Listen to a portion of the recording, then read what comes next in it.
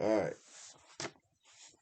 I figured instead of telling you a violent story or something, I would just explain to you how this training camp went. Now, there's some of you know about this. I'm not getting a whole mess load of people, which it doesn't bother me. Uh,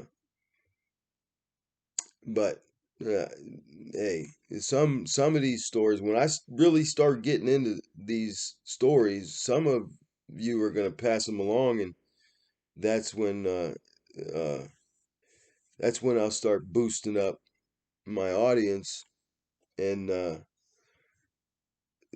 that's also when I'll have to start um, watching my back.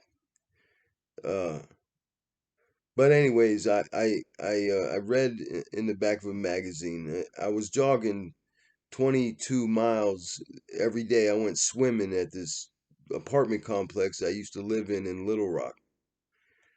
Uh, we moved down to the other side of the city, and I still had friends in Fox Run Apartments, so I would jog to go swimming with them, and I would get a phone call about 10:30 or so, and I would jog there, and I would get there between 1:30 and quarter after 2. They told me that I was jogging 22 miles in less time it took people to run 22-mile marathon or 20-mile marathon, excuse me.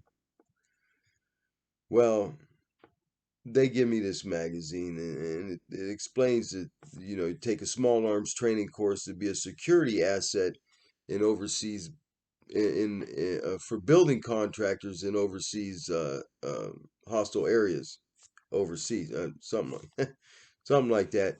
um, anyways, it also explained that you needed to be physically fit, and when I showed up at this compound somewhere west of Austin, Texas, there was 3,300 plus people that showed up, and I know that if I read the ad that read to be physically fit, I wouldn't have showed up if I had a gut on me the size of a bull gut. Anyways, this fella that had the nerve to put be physically fit with a gut the size of a Volkswagen Bug steps up on a picnic table and he yells out for people that if you can't do 100, if you can't bench press your weight 10 times and bend and squat your weight 20 times, you need to scoot. And so that cleared out all but 258 of us. So the 258 of us, we get all the equipment out of the trucks and we uh, erect a bunch of tents, real heavy duty, thick tents, not this nasty vinyl polyurethane uh, uh, thin little pup tents. Not the material. This material was probably, it was even thicker than this, and this is a thick curtain. I mean, uh, I don't know if any of you've ever seen a tent, an army tent like they use. Like you ever watch MASH, them big, huge, heavy, thick tents. That's what these were. So we erected this tents, and there was a big one the size about 3,500 square feet, and it had sectioned off, but we actually rolled the sections up so could have access to the whole thing. And they had the smaller ones that would allow 10 to 20 people to sleep in. Well, they didn't expect 258 people. They surely didn't expect 3,300 plus to show up. But 258 people, we were kind of cramped here. So we get up, uh, we erect all these tents, and then we unload uh, exercise equipment of all sorts in this big tent. There was one about 3,500 square feet, another one maybe 1,500 square feet, just like circus tents, but they didn't have the dome top. But anyway, uh, so 2 weeks goes, and we all have to lift weights, calisthenics, everything. Most people wanted to bench press. You know, they wanted, hey, I could bench press a Buick. Yay, good for you. Can you do 60 push-ups in a minute? Can you do 60 sit-ups in a minute? Can you do 60 pull-ups in a minute? 60 chin-ups, 60 dips in a minute? That's what we had to do. By the end of that course, we had to be able to do all those 60 push-ups, 60 chin-ups, 60 pull-ups, 60 dips, and 60 sit-ups in a minute. You had to do these in a minute. Well, my dad had me doing put sit-ups. So I would get down on his under his coffee, put my feet under his coffee chair, and for every 100 sit-ups I did, he'd give me a quarter. There was a night when I was 11 or so that he had to pay me 250 bucks. We had to mark it down because he only had 10 or $12 in quarters. So he had to mark it down. Every time I did 100 sit-ups, he put a slash there, and I'll be damned if I didn't take that 250 bucks out of his pocket. When he got paid one day, I think it took him 3 times to get paid to pay me. He had a good job. My dad was a master mechanical slash master electrical engineer for um, what was it? The place that makes Owens Corning insulation out there in Maumee, Ohio, by Toledo. Johns Manville. Okay, so we go to Johns Manville. That's where he went. But he made good money, so 250 bucks was easy. I pushed a lawnmower and shoveled grass since I was 5. Anyways, I'll try not to sidetrack too much to get this out of the way. I had in high school when I played football. We had what they call an Ironman contest. So for every like if you bench press 200 pounds at the beginning of the 90 days and 250 at the end of 90 days, you got 50 points. Well, nobody ever that I think the uh, biggest accomplishment by anyone was something like 3,900 points or 3,300 points or something in that area, and it was 10 years before I was a senior. Well, um, I I made over 14,000 points in that Ironman contest because I got down and I did 1,000 sit-ups at the beginning and 11,000 at the end. I did 500 push-ups at the beginning and 3,000 push-ups at the end. So this was me, and it was my head was always in that position where if I chose a goal, I would accomplish it.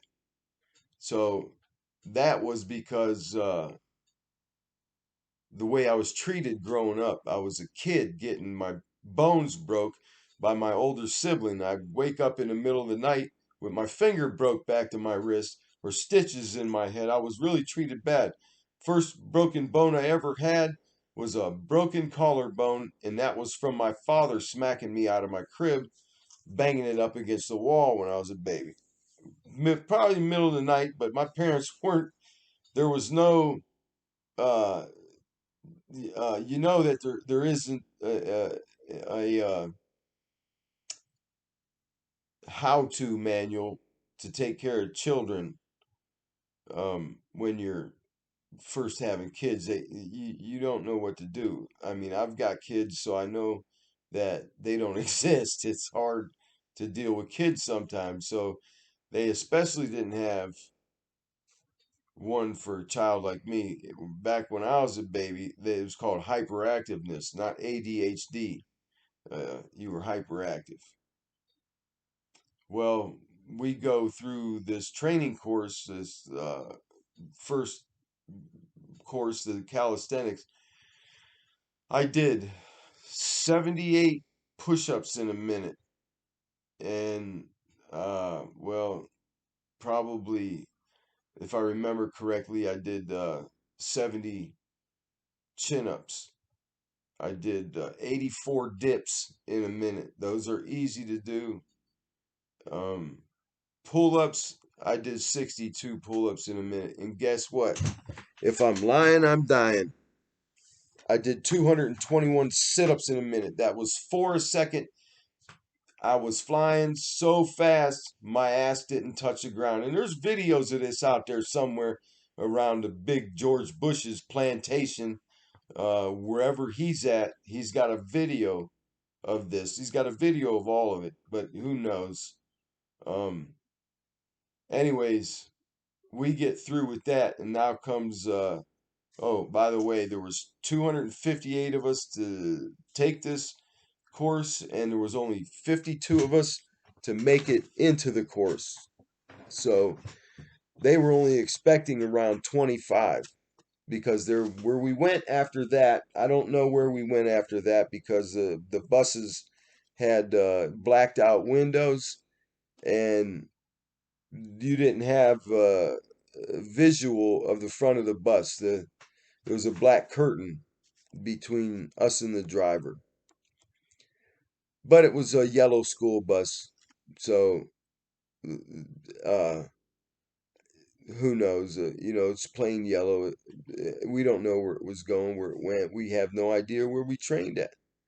It was somewhere in Texas, I do know, and I know it was Austin, Texas, because the room I chose when I got to the compound where we trained at, it was close to the office up front, and there was a hole between the block wall and the office that you can hear straight through. So I don't know how I got there. Don't don't look at me. Don't look at me like that. Anyways, we were somewhere near Austin because anytime we needed equipment or supplies, the guy ran to Austin, Texas, and he made it with it back within 3 hours, 4 hours.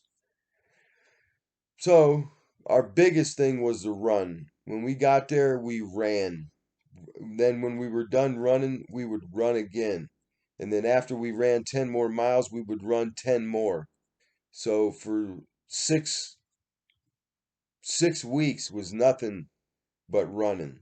Constantly. We swung on a rope and we landed in the middle of a pit with nothing but feces. You could smell this pit coming. Uh, I mean, it had feces and uh, it smelled like vomit. It was just totally disgusting. It had worms in it, and when you got to the other side and you climbed out, the only thing you were allowed to do is this with your fingers. Get it out of your eyes and run.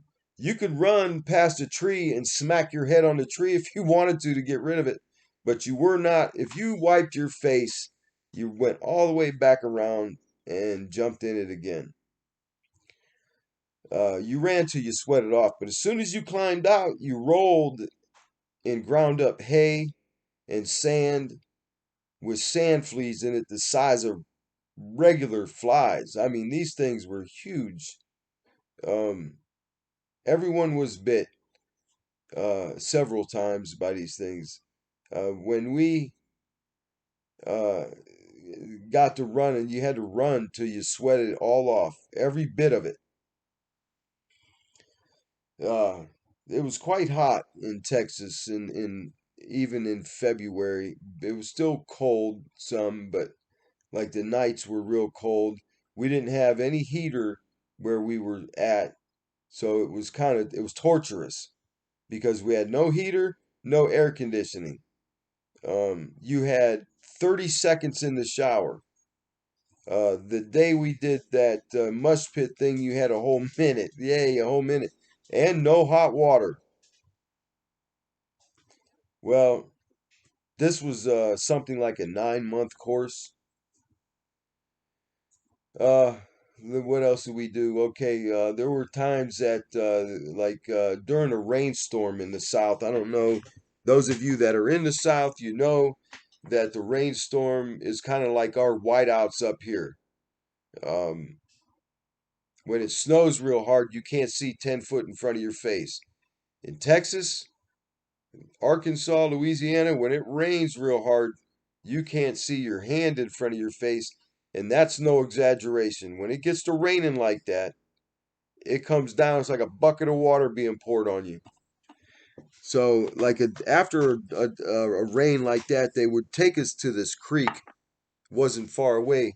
It was called Dorcheat Creek. Remember that like it was yesterday. Closest pronunciation, Dorcheat. Dorheat. Anyway, Dorcheat Creek was what we'll call it. We had to jump in that creek right after one of them rainstorms.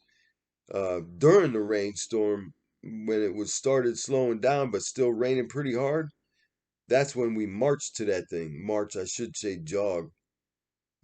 We had to run to that creek.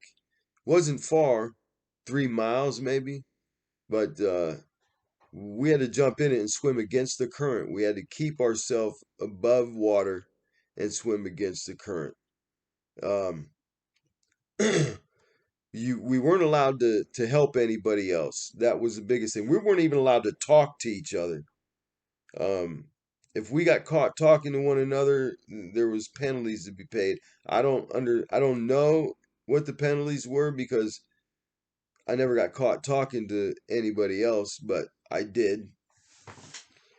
Uh, if you were jogging, you would end up getting run over by a real light four-wheel vehicle of some sort. They were real light. You could lift the front end of these things up by yourself, and you can actually curl the front end. But you would have to jump in these creeks and swim backwards. But let me tell you, there'd be a lot of different things flowing in this creek: tires, logs. One of my Koombas got wrapped up with a bunch of a bundle of rope and twigs and everything. Well, I jumped in and pulled him out, which I was threatened to be executed on the spot because you weren't allowed to help each other, which I did. Um, George Bush Sr. himself gave us the nicknames. The nickname he gave me was Ratatat because my initials TAT. Uh, they he didn't want to call me Ratatouille or um, plain Rat. It sounded a little crazy, so it was Ratatat. Um, then after I started saving people and helping them, like if somebody was jogging, if he hurt his ankle or was too tired and cramping, I would lock elbows and keep him moving. So through most of that, they called me um, Archangel at first, but it was Archie uh, for short for that. Um, because Archangel sounded too, uh, I don't know if you would call it plain or too, um, uh, to hell with the words. I'm 52, comes with age, right? Uh, anyways, we had to go up to Alaska. So this was something that caught us all by surprise because we had no idea this was being financed like that. So we went to Alaska and you had to run and jump off an iceberg. All right. And they would explain to us that it was 28 degrees salt water, the coldest salt water can get without freezing. Uh, we had to run and jump off it at 25 feet, then at 50 feet, then at 100 feet.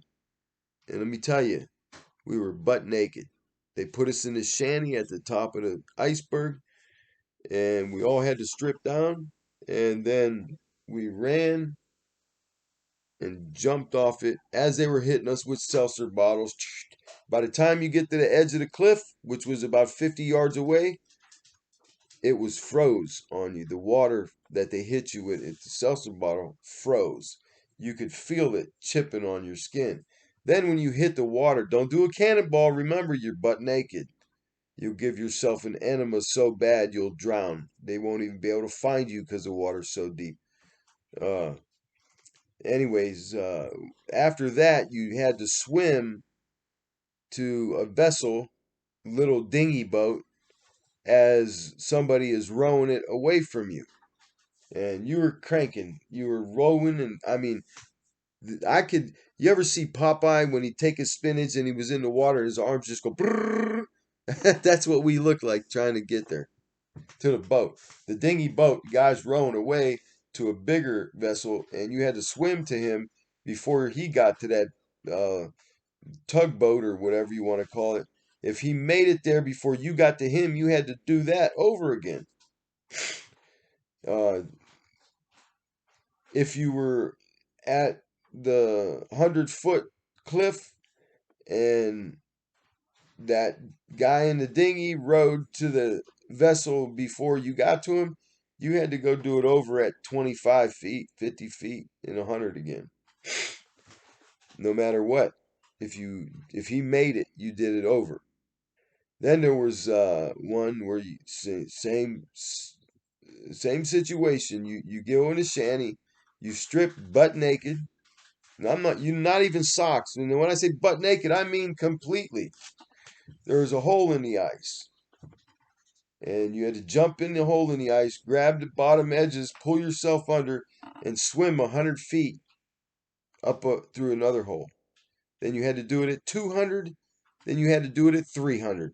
And if you took a breath out of the regulator that the diver is trying to put in your mouth, they stamp pussy in your forehead in waterproof ink. Now, that wasn't fun. The 100 feet was easy. It would have been much easier if you weren't worried about some kind of, I don't know, some kind of fish nibbling on your junk. uh No, you kind of get flustered trying to think about something nibbling on your precious parts uh, while you're trying to do this operation. Operation. Look at me. Um, well, there was a one where they uh, put you in a shanty and started running. Um, huh, that I'm sorry, I'm getting flashbacks and I almost thought I was there again. But you run out of a shanty being hit with seltzer bottles as somebody in a Jeep is driving. There was 40 or 50 of these bottles loaded up in that Jeep, and I'll be darned if he didn't empty every one of them on you. If you could run far enough to where he emptied all them bottles of seltzer water on you before you got done, then you're finished. So I, me and two or three other people were the only ones that managed to make it through that part of the training. That was awful. Excuse me for snorting. My nose is clogged. Anyway, now here comes one that you think might be impossible. It was really stupid to do. There was a couple of us that told the I didn't. I should have said us. There was a couple other recruits that uh, told the instructors to kiss their ass because this one was crazy. they would mark the top of a parachute, and you don't know who had that parachute. Uh, it was a big red dot on the top of a parachute. Now they had green dots, blue dots, red dots, and for somebody being colorblind to look at a red dot on the top of a parachute was difficult. So they allowed me to, all the ones of us that were colorblind, they would give us a number, and it would be marked on the top of the chute. You don't know who's got that chute. Everybody would jump out of the chute, jump out of the chute, jump out of the plane. When you saw what you were supposed to be seeing, which is a number or a color, you had to cut your chute loose and dive for it.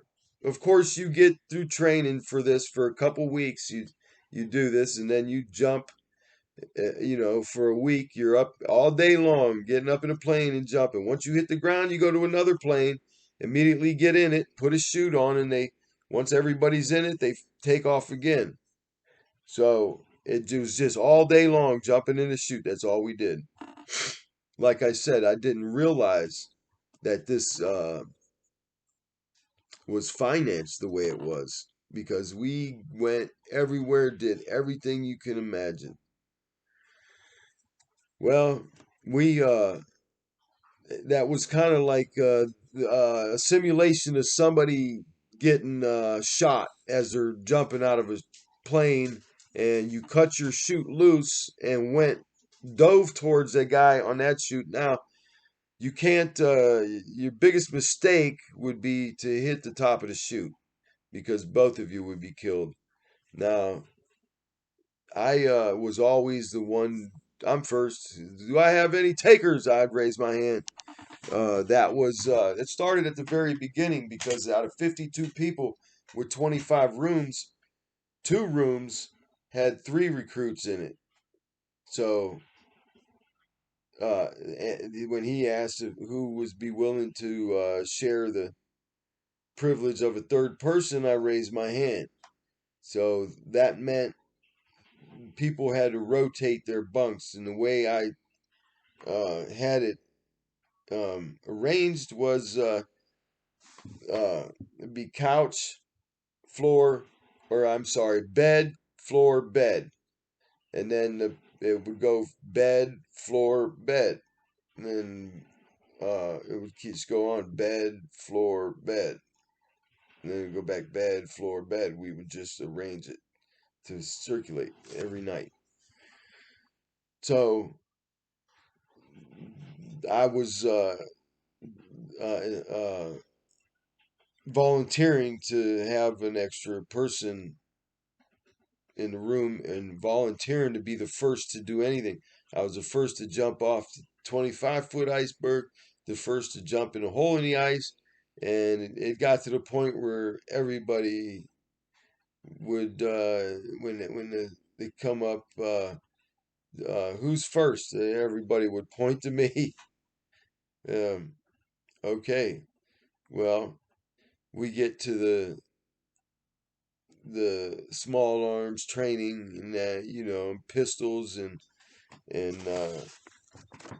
so forth, and we was taught how to um, disassemble landmines, even the Claymore, all the way back to World War II mines.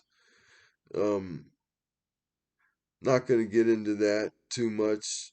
uh, Most of it I forgot, especially about the mines. I just have no idea. I can't remember even how to put together a zip gun anymore.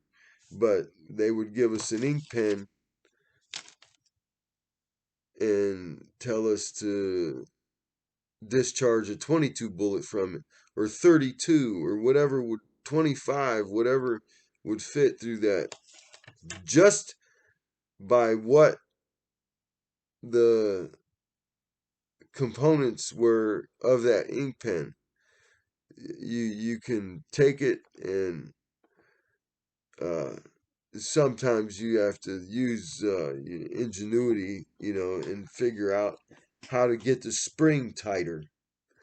um, how to cut holes in it. Take another pen and stab a hole in it and pull it so it would have a groove. Use a rock. You could use your pocket knife, anything. You just make it so you could fire 22 round out of it, or 32, whatever would fit in there. There was all sorts of different ways, all sorts of different things they taught us how to do. Because when it all came down to it, this was man, I've got a rogue clump of hair there. This was actually George Bush's CIA extraction unit camp, because he had agents. He knew a lot of them, and he knew a lot of people that were still in the agency, and he didn't like it when his Kumbas would get killed. You know, you get captured in Louis in another country, anywhere. You get captured anywhere. They had us go get them, go get the people out. You got to excuse me. I'm going through. I'm seeing things that we used to do, and I get stuck, and it's hard to think about this. I usually don't talk about this to anybody. I might tell a story or two real quick, but when I get into it like this, I envision what some of the things I've been through, and it scares me, and I want to start tearing. It's hard to deal with, uh, but at the same time, it's uh, what's the word I want to use? It's extravagant to be able to go and do this. I extracted a few agents by myself. Had to be sneaky to do it. Uh, there were times I had to um, lay on the ground and not move but 2 inches every 24 hours until I made it a couple feet. You know, it took weeks of laying on the ground and not moving at all. Little sip of water. Sometimes you got a straw coming up and you get a little sip of water. Um, I guess uh,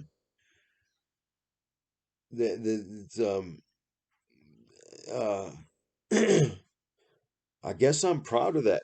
No, not the out of the 52 of us, I was the only one ever to get extract anybody by myself. But there have been these mercenaries from years ago that was able to do it, but years ago, especially 30, 40, 50 years before I was doing it, it wasn't as hard, and it's not as hard, wasn't as hard then as it would be now with all the technology we got out of it. Well, going towards the end of this training camp, they did a prisoner simulation, and it was, I knew from the beginning that it wasn't anybody um, from Russia or wherever they were trying to act like the people were from. Uh, for one guy had a thumb that the tip of it was cut off, and it had a real hard callus all the way halfway around one side of it, and you could feel that callus when he grabs you. You could feel it because it feels like getting raked with a fork. So I knew I wasn't actually abducted by some agents from overseas. Now, here comes a story. Now, I told y'all before, some of the things that I've told people in the past were a lie, but I promised myself and I promised you I would not lie to you on this. We all did the prisoner simulation pretty much mostly at the same time. There were people that were in holding cells until they made their rounds and threw somebody back in and took another person, but everybody was blindfolded and everybody zip tied together with their hands behind their back, all and everybody's tied together. Well, they it took them they started saying that they gave us a number. Okay, at the beginning of this course, they gave us a number just in case something was to happen. They said, this is the number that you have, and you're sixth in line for the blue team or red team or green team or whatever. And there was certain teams. So if something happened, we were to say, I'm the blue team, then everybody with the blue team would get together and red and so on and so forth. Well, they gave us a 3-digit number. Mine was 234. They abducted me trying to get that number out of me, and I wouldn't give it up. 26 days later, I've got a broken jaw, uh, teeth knocked out of my head. I've got a broken nose for sure. I've got a scar down the side of each eye where I got my eyes split open.